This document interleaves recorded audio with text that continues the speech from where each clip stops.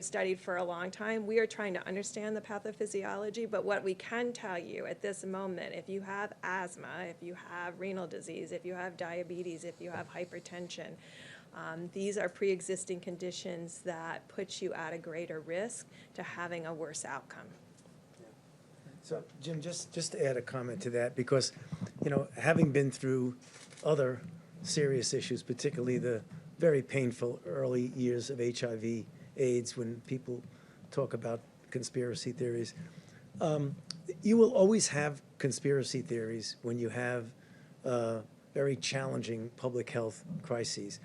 They are nothing but distractions. I can assure you, we have so much to do to protect the health and the welfare of the American people that I would just hope we just put those conspiracy stuff and let somebody write a book about it later on, but not now. Dr. Brooks, you said something about not enough tests being performed because some of the labs, the machines aren't running. Did you want to clarify that? What did you mean by 80% weren't running? So I have a call with them at 8 p.m. tonight. Every single one of those 120 laboratories, I think 87 of the laboratory directors have confirmed that call. It has to do with a machine called an Abbott M2000. It's a very high throughput machine. We have 1 million tests out there. I made a big push, and Abbott was extraordinary about getting those out to the labs. I mean, this is not sitting in a warehouse. These are physically in these laboratories, sitting there right now. The machines aren't running. They're not running. So we've only run 88,000 tests in 3 weeks off of those machines with 1 million test kits. So as someone who has worked in a lot of laboratories, to have a machine that is needed, because we could have screened every healthcare worker.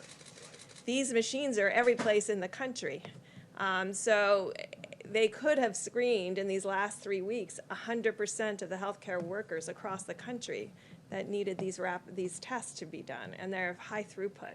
So I have a call with them at 8 o'clock to really talk about. Can that to happen? Can an order be given?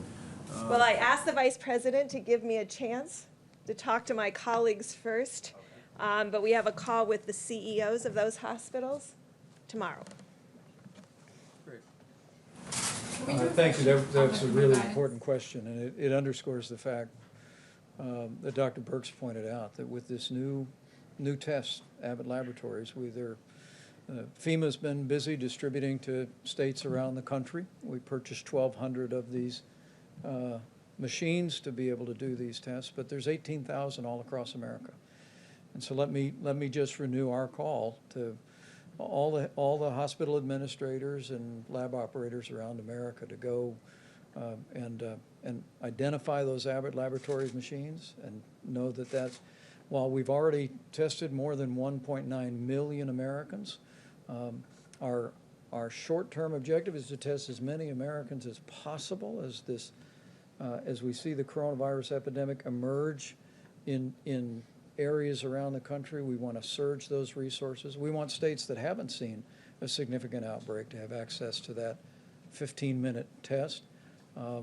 And ultimately, as we go forward, I think President Trump said today, nobody wants to open the country up more than him, and I can attest to that. But we're going to open it up when we can do so responsibly, putting the health of America first, and to reopen America and to stay open America.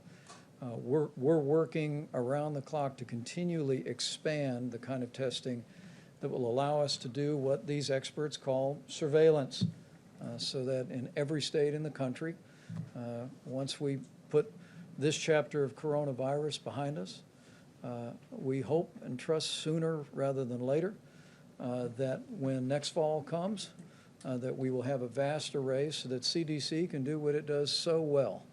And that is when a particular disease emerges, CDC surges personnel, does contact tracing, isolates that individual. So we're just really calling on all of our partners in the laboratories and in hospitals around the country to identify those Abbott Laboratory machines and help us continue to scale up and expand testing. But to every American, let me again just say thank you. Thank you for what you're doing.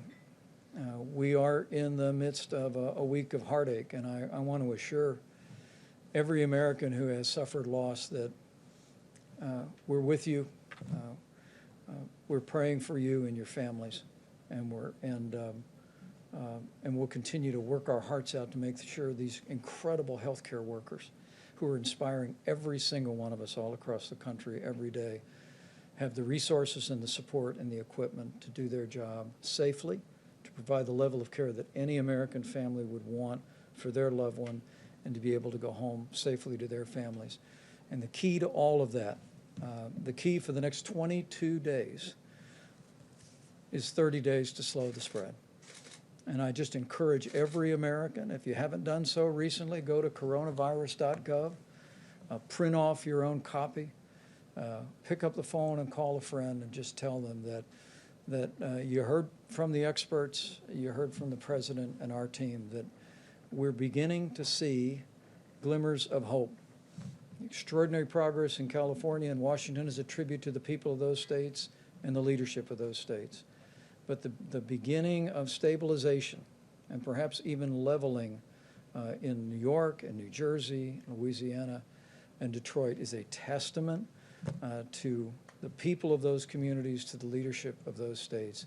But understand that every one of us has a role to play to protect the most vulnerable among us and to save lives by putting the guidelines into practice, just like you've been doing every day since they were first announced. So thank you all, and we'll see you tomorrow.